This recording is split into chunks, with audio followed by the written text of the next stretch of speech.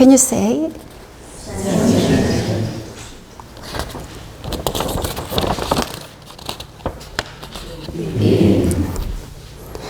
Are you a sentient being or what? Are you a sentient being? Please pinch yourself. Come on, give yourself a better pinch than that. Ouch! Okay, now when you pinch yourself, do you feel anything? What do you feel? Do you feel anything? It hurts, doesn't it? What does that mean?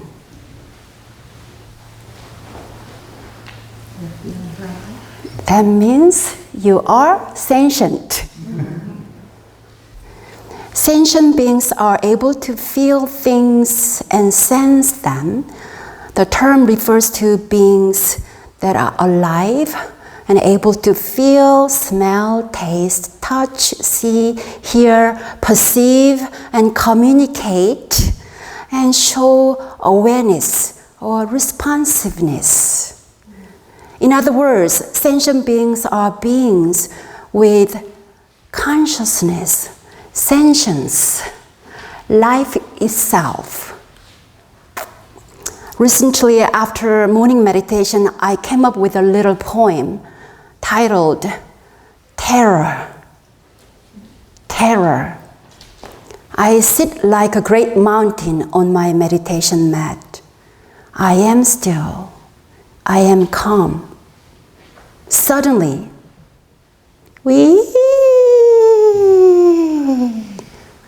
the whining sound of a mosquito hovering up around my ears and body. I am terrified. As you can imagine, I was so alarmed when I became aware of the mosquito because I am sentient. I respond even to the idea of a mosquito as well as to the unpleasant sensation of a mosquito bite.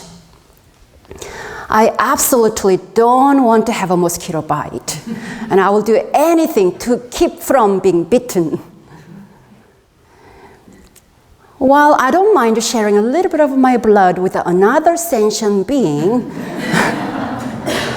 I often end up with a terrible skin irritation that lasts a long time. My energy becomes distracted and depleted by a mosquito. I grasp at life. In ancient Buddhist biological theory, sentient beings are categorized into 4 forms of life. Womb-born, such as mammals, egg-born, such as birds and fish, moisture-born, such as worms and insects, and through metamorphosis, such as butterflies from caterpillars. These 4 categories represent an effort to include all forms of life on the earth.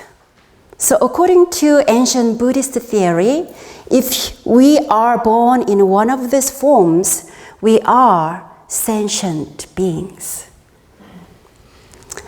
What we perceive as the opposite of sentient, we call insentient. For example, rocks, meditation pillows, microphones, computers, etc.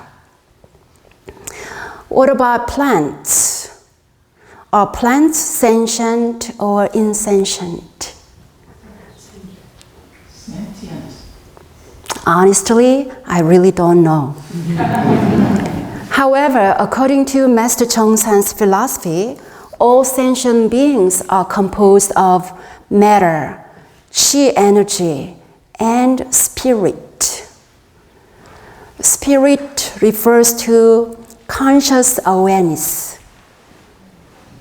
Chi energy allows animals to mobilize. Plants seem to be primarily composed of matter and chi energy. When I admire and watch over potted plants, they seem to flourish, while plants I neglect often do not thrive. A researcher in Japan recently reported that even insentient things respond to outside chi energy. Masaru Emoto started experimenting in 1994 and for several years studied how water responds to the chi energy of sounds and words. While his report has never been scientifically verified, his research merits consideration.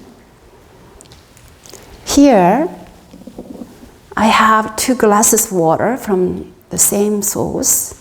I pick up this glass of water and say to the water, "Hello, water, nice to meet you. I thank you. You are beautiful, important, and life-sustaining. I thank you, I thank you, I thank you." Now I pick up the other glass of water and say this, "Just a glass of water, no big deal." Emoto froze the water and took photos of the ice crystals that grew. He reported that the water receiving loving energy and appreciation showed an orderly crystalline structure, while the structure of the other glass of water was broken and fragmented. Again, his work has not been peer-reviewed, and some scientists have considered this report fraudulent.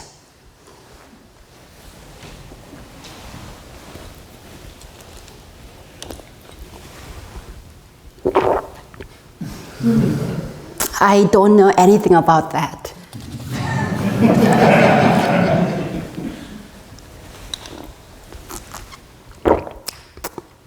But in my case, the first glass tastes better. You want some?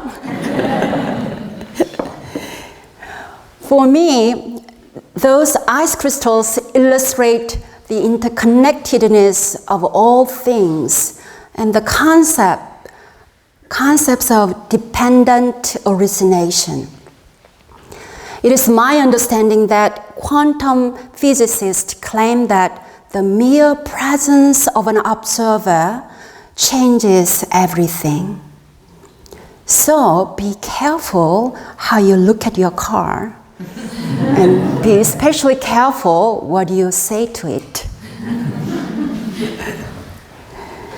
When I invited Patty Daniel to share her thought about sentient beings, she said, "Awareness of sentience allows us to be grateful to all other sentient beings for our shared existence on this beautiful planet and to care for our mutual well-being." In Won Buddhism, this is articulated in the concept of the fourfold grace. Through the grace of fellow beings and grace of parents, the appreciation and interconnectedness among all sentient beings are best expressed. The grace of sky and earth embraces all insentient beings.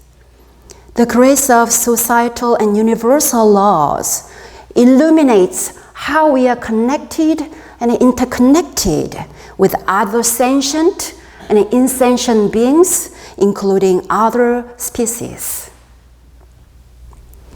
From another perspective, sentient beings are composed of the 5 aggregates: matter, sensation, perception, mental formations, and consciousness.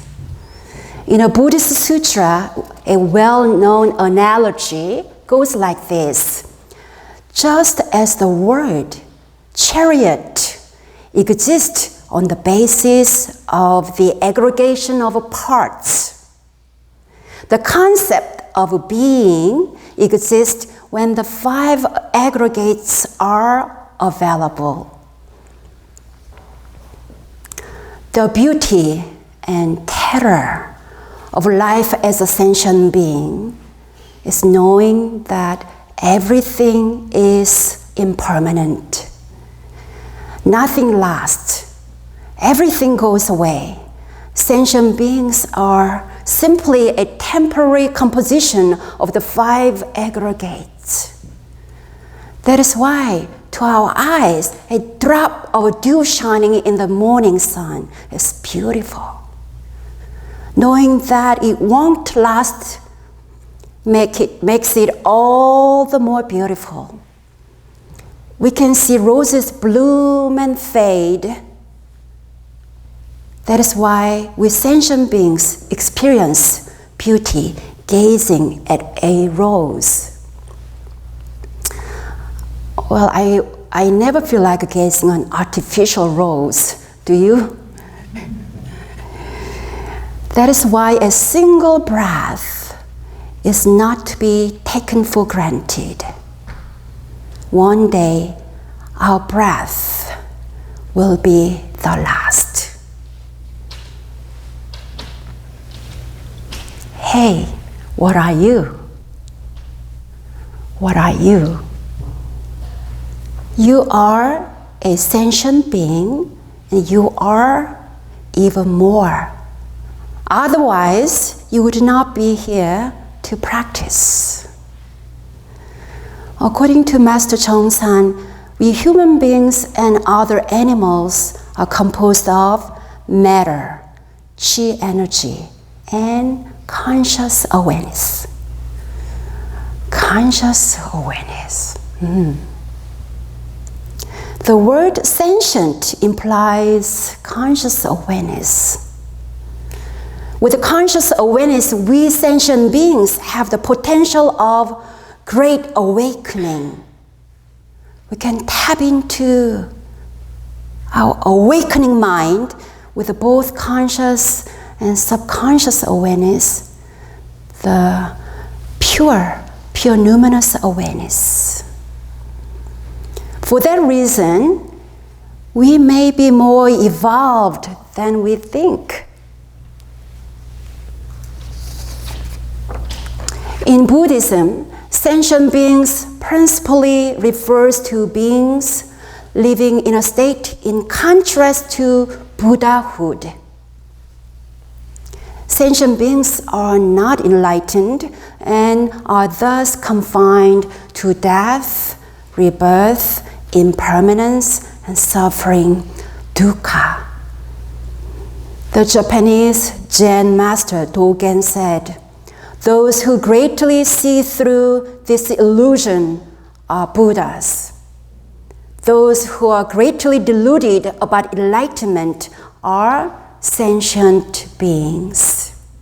Therefore, the simplest definition of sentient beings, according to the glossary of our chanting booklet, is living beings who are not awakened to the truth. Living beings who are not awakened to the truth. Yet at the same time, Mahayana Buddhism teaches that sentient beings also contain Buddha nature, the intrinsic potential to transcend the condition of samsara. Because of our Buddha nature, conscious awareness, we can be more than merely sentient beings. We can be free from the binding cycle of the material world. We can be transcendent and transcending beings. Our Dharma book describes characteristics of sentient beings. They use their minds while being attached to joy, anger, sorrow, and happiness. happiness.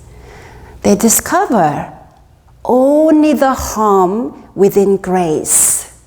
For example, sentient beings turn even a benefactor 10 times over into an object of resentment if the benefactor fails just once to favor them. They produce wholesome or unwholesome karma for reputation, power, privilege, and a desire for personal gain. Sentient beings are bound. They are unable to see their own faults and only see the faults of others. They waver and retrogress from the initial aspirations in response to sensory conditions. They are dragged along by fate, controlled by misfortune and blessings. Sentient beings try hard to get rid of worries and anxiety, but once free of them, become busy acquiring them anew. Here are characteristics of transcendent beings, persons of the way. They use their minds without being attached to joy, anger, sorrow, and happiness. They find grace within harm. For example, they thank a person who has wronged them many times, 10 times over, if that person fails them just once. They produce karma out of their belief, duty, aspiration, and compassion. Transcendent beings observe themselves by transcending both self and others. They are consistent from beginning to end, no matter what sensory conditions they encounter. They transcend fate, receiving and utilizing misfortunes or blessings of their own accord. Transcendent beings are compassionate to all 4 forms of life, including mosquitoes. It is said that the difference between transcendent bodhisattvas and ordinary sentient beings are like the difference between a majestic, huge tree and a young little sprout. Once it has matured, even a young sprout will become a tall tree. So too, even sentient beings, by continually practicing, will become Buddhas and Bodhisattvas, transcendent beings. The diverge between sentient beings and transcendent beings begin with one thought. One thought. Sotaesan says that we must realize that originally sentient beings and Buddhas are non-dual. If a Buddha is deluded, he is a sentient being. If a sentient being awakens, he is a Buddha. Can you understand this? To make it easier for you to understand, I made a chart. So if a Buddha is deluded, he is if a sentient being awakens, he is a Buddha. Thank you. In this chart, the big circle is the pool of all sentient beings. The second inner circle shows that some sentient beings are enlightened. The third inner circle shows that some enlightened beings reach Buddhahood. The second and third circle occurs within the pool of the first circle.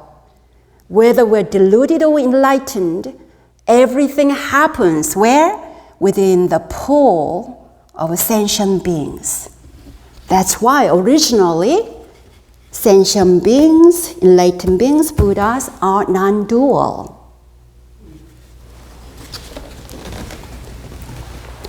Therefore, with a firm realization that we and Buddhas are non-dual, Sotaesan said, there is nothing that cannot be accomplished.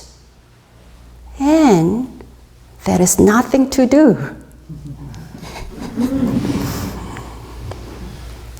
When sentient beings are suffering, the transcendent Bodhisattva is also suffering. After all, it is to sentient beings that the Bodhisattva vow of compassion is pledged. Bodhisattvas vow not to enter nirvana until they help out all sentient beings attain liberation. Is a bodhisattva a sentient being? I believe so, an evolved sentient being. So, are you a rock, a sentient being, a bodhisattva, or what?